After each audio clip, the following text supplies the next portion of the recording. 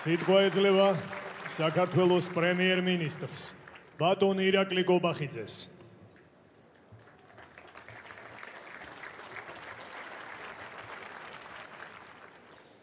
მივესალმები საქართველოს პრეზიდენტს, საქართველოს პარლამენტის თავმჯდომარეს, დედაქალაქის მერს, პარლამენტარებსა და მინისტრებს, საკონსტიტუციო და უზენაესი სასამართლოების თავმჯდომარეებს, კონსტიტუციური ორგანოების ხელმძღვანელებს, ავტონომიური რესპუბლიკების ხელმძღვანელებს, მივესალმები საპატრიარქო ტახტის მოსაყდრეს, მეოფეშიოს, წმინდა სინოდის წევრებს, მივესალმები დიპლომატიური კორპუსის წარმომადგენლებს, პატივცემულ სტუმრებს. მივესალმები საქართველოს თითოეულ მოქალაქეს. მივესალმები უცხოეთში მცხოვრებ ჩვენს თანამემამულეებს. მივესალმები გენერლებს და ჯარისკაცებს. მივესალმები წვევამდელებს, რომლებსაც დღეს საქართველოს ერთგულება შეჰფიცის. ყველას გილოცავთ საქართველოს სახელმწიფოებრივი დამოუკიდებლობის დღეს. დღევანდელ დღეს განსაკუთრებით მნიშვნელოვანია საკუთარ თავს შევახსენოთ, რომ ბოლო 2 საუკუნის მანძილზე საქართველო არასოდეს ყოფილა ისეთი დამოუკიდებელი, როგორიც არის დღეს. საქართველოს დამოუკიდებლობა და თვითყოფადობა არის უზენაესი ღირებულება, რომლის გარეშეც არაფერს აქვს ფასი. ამიტომ მისი გაფრთხილება ჩვენი ყოველდღიური ზრუნვის საგანი უნდა იყოს და როგორც საქართველოს მთავრობის მეთაური გვირდებით, რომ ეს აუცილებლად ასეც იქნება. საკუთარ თავს გამუდმებით უნდა შევახსენოთ, რომ საქართველოს დამოუკიდებლობისა და თავისუფლებისთვის ბრძოლა მუდმივი პროცესია და ის დღესაც გრძელდება. სახელმწიფოებრივი დამოუკიდებლობის აღდგენის შემდეგ საქართველო კვლავაც გადის ბიბლიურ 40 წლიან მოსეს გზას აღთქმული მიწისკენ. აღთქმული მიწა ჩვენი ქვეყნისთვის ნიშნავს ორი უმთავრესი ეროვნული ოცნების ასრულებას. პირველი ეს არის ეკონომიკურად ძლიერი საქართველო, სადაც არც ერთი ქართული ოჯახი არ ცხოვრობს გაჭირვებაში. და მეორე ეს არის ფიზიკურად და სულიერად ერთიანი საქართველო.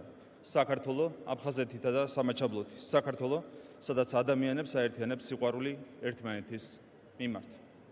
დღევანდელ დღეს საკუთარ თავს უნდა შევახსენოთ, რომ დამოუკიდებლობისა და თავისუფლების მთავარი მტერი არის სიძულვილი.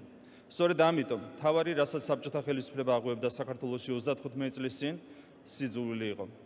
დღესაც მთავარი, რის დათესვასაც საქართველოს არაკეთილმოსურნენი ჩვენს ქვეყანაში ცდილობენ, არის ისევ და ისევ სიძულვილი ქართველებს შორის. თუ სიძულვილს დავამარცხებთ და სიყვარული გაგვაერთიანებს, ქართულ გენსთან ის წინ ვერაფერი დაუდგება. ჩვენი სამშობლო, ჩვენი სიამაყეა.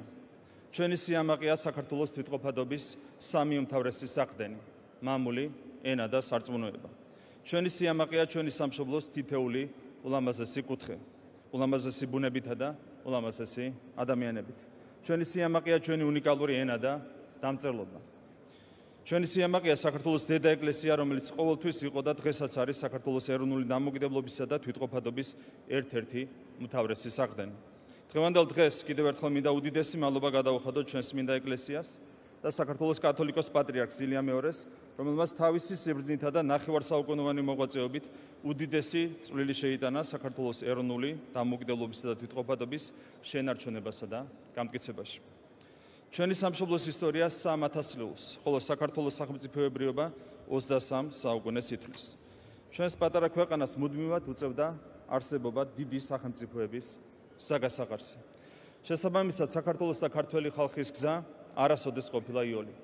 თუმცა ქართველებს ყოველთვის ჰქონდა რწმენა, რომ ვიყავით განსაკუთრებული ღვთისმშობლის წილხვედრიერი და სწორედ ამ რწმენამ მოგვცა იმის ძალა, რომ უამრავი ქარტეხილის მიუხედავად დღემდე მოგვეტანა ჩვენი ქვეყანა და მისი დამოუკიდებლობა. ჩვენს გარშემო იმპერიები ეცემოდნენ, საქართველო კი დღემდე მყარად დგას ფეხზე ღმერთისა და ყოლაჩწმინდა ღვთისმშობლის მფარველობით. ასეთი იყო საქართველოს ბოლო 35 წლიანი ისტორიაც. ამ წლების განმავლობაში ჩვენ გამოვიარეთ 4 ომი: საქართველოს სუვერენიტეტის 9 წლიანი ხელყოფა და სისხლიანი ავტორიტარიზმი. თუმცა თავისუფლების მოყვარე ქართველი ხალხის გენმა აქაც იმძლავრა და საქართველომ დაიბრუნა დამოუკიდებლობა, თავისუფლება და დემოკრატია, რაც დღეს ჩვენი ქვეყნის წინსვლას, განვითარებასა და ევროპულ ოჯახში გაწევრიანებას მყარ ნიადაგს უქმნის.